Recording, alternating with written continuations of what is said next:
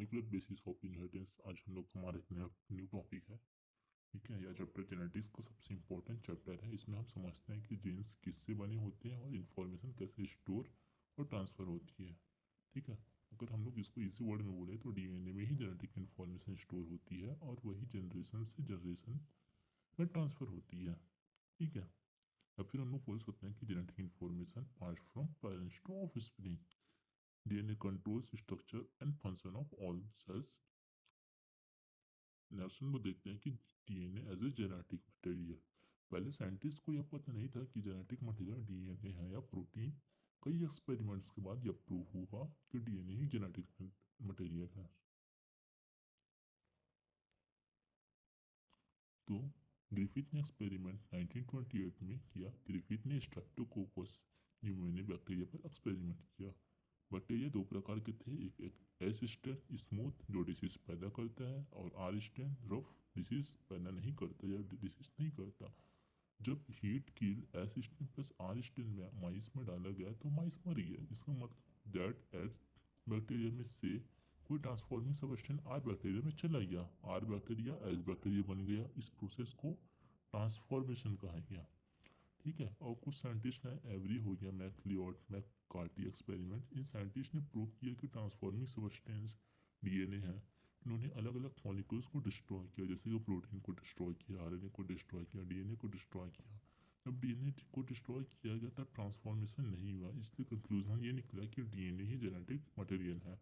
Then हमारे पास दो scientist और हैं जिसको हम लोग, जो मोस्ट इंपॉर्टेंट है, हार्जियन चेक्स एक्सपेरिमेंट 1952 में। उन्होंने बैक्टीरियोफेज वायरस पर एक्सपेरिमेंट किया जो दो रेडियोएक्टिव एलिमेंट्स यूज़ किए हैं, जिसको पहला था H35 प्रोटीन लेवल थे और सेकंड था P32 जो डीएनए लेवल थे। डीएनए बैक्टीरिया में इंटर हुआ और प्रोटीन बाहर रह गया। इससे प्रूव हुआ कि डीएनए जेनेटिक मटेरियल है। ठीक है, यहाँ आप डायग्राम्स देख के समझ सकते हैं।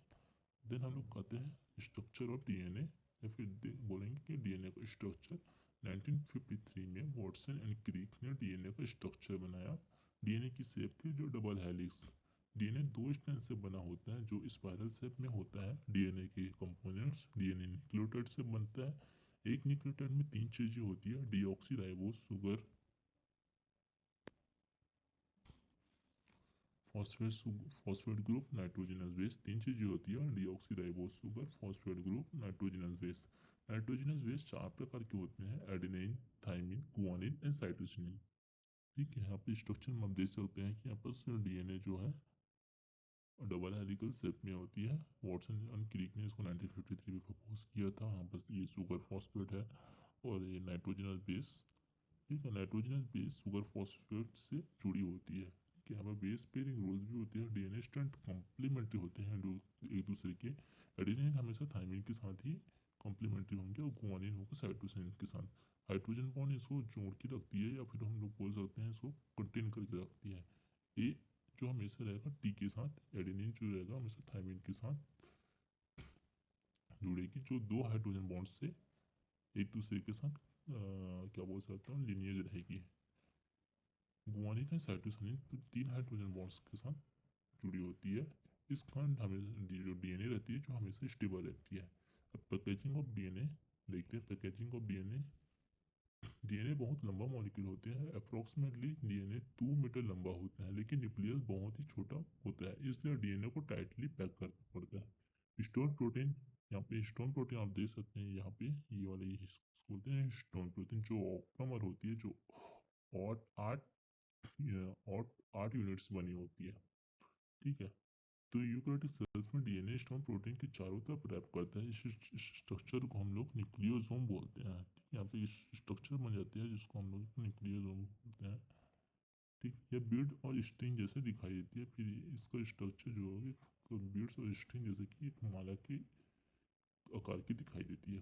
क्रोमेटिन कई न्यूक्लियोसोम से मिलकर क्रोमेटिन का फॉर्मेशन होता है। क्रोमेटिन थोड़ा सा कॉइल होकर बनता है। फिर क्रोमेटिन से क्रोमोसोम बनती है। डीएनए का रेप्लिकेशन, इस जनरली बेसिक बात करेंगे हम लोग। रेप्लिकेशन रेप्लिकेशन ट्रांसक्रिप्शन, ट्रांसलेशन और कुछ कुछ टॉपिक वगैरह। डीएनए फिंगरप्रिंट हम लोग अगले वीडियो में इसके बारे में अच्छे से बात करेंगे, बट हम लोग अभी अभी हम लोग इसके बेस बेस बेसिक बात करेंगे, ठीक है। डीएनए रेप्लिकेशन का मतलब होता है डीएनए टू डीएनए का फॉर्मेशन होना या फिर डीएनए की कॉपी बनना, या सेल से आकर के एज फेस में होता है, ठीक है। सेमी कंजर्वेटिव रेप्लिकेशन होता है। दो साइंटिस्ट हैं, मेल्सन और स्टाल ने प्रूव किया कि रेप्लिकेशन हमेशा सेमी कंजर्वेटिव होते हैं, मतलब नई डीएनए मॉलिक्यूल्स में एक स्ट्रैंड हमेशा पुराना होगा और एक स्ट्रैंड जो होगा वो नया होगा। रेप्लिकेशन के कुछ स्टेप्स होंगे जिसमें कुछ एंजाइम्स भी होंगे, यहाँ पर पूरे एंजाइम्स नहीं दिया गया है लेकिन कुछ कुछ एंजाइम्स दिया गया है। जिससे डीएनए हेलिकेस हेलिकेस होगा जो डीएनए को अनकॉइल करेगा, ठीक है। देन हेलिकेस एंजाइम स्ट्रैंड्स को अलग करता है, डीएनए पॉलीमरेज नया स्ट्रैंड बनाता है, इससे दो आइडेंटिकल डीएनए मॉलिक्यूल्स बनते हैं। देन हम लोग आते हैं ट्रांसक्रिप्शन में।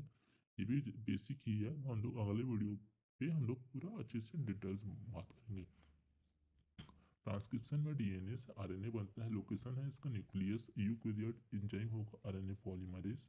टाइप्स ऑफ आरएनए, तीन प्रकार के यहाँ पे आरएनए पाई जाती है, जैसे कि एमआरएनए हो गया जो प्रोटीन इंफॉर्मेशन ले जाता है, और टीआरएनए एमिनो एसिड लाता है, और आरआरएनए राइबोसोम का पार्ट है। जेनेटिक्स डायग्राम को दे सकते हैं, यहाँ पे कुछ एंजाइम्स दिया होगा और यहाँ पे आरएनए के टाइप्स भी दिए होंगे, ठीक है। फिर हम लोग आते हैं जेनेटिक कोड से बारे में। जेनेटिक कोड बताता है कि डीएनए आरएनए सीक्वेंस किस अमीनो एसिड को कोड करेगा, ठीक है। एक इम्पॉर्टेंट टॉपिक है ये, इम्पॉर्टेंट फीचर्स बोल सकते हैं। कुछ इंपॉर्टेंट फीचर्स होते हैं, कोड ट्रिपलेट होते हैं हमेशा, तीन बेस इज इक्वल टू एक कोडॉन और एक codon is equal to amino acids. Example होगा AUG, मिथ्योनिन हो गया। AUG को हम लोग स्टार्टिंग कोडॉन ही बोलते हैं, और स्टॉप कोडॉन तीन टाइप्स के होते हैं, UAA, UAG और UGA। फिर हम लोग आते हैं ट्रांसलेशन। ट्रांसलेशन में प्रोटीन बनता है, इसका लोकेशन होगा राइबोसोम होगा, ये सब कुछ प्रोसेस होगा। एमआरएनए राइबोसोम से अटैच होता है, टीआरएनए अमीनो एसिड लेकर आता है और अमीनो एसिड से ज्वाइन होकर बनाते हैं।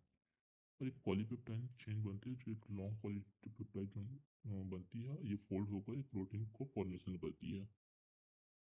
देन हम लोग आते हैं ह्यूमन जीनोम प्रोजेक्ट।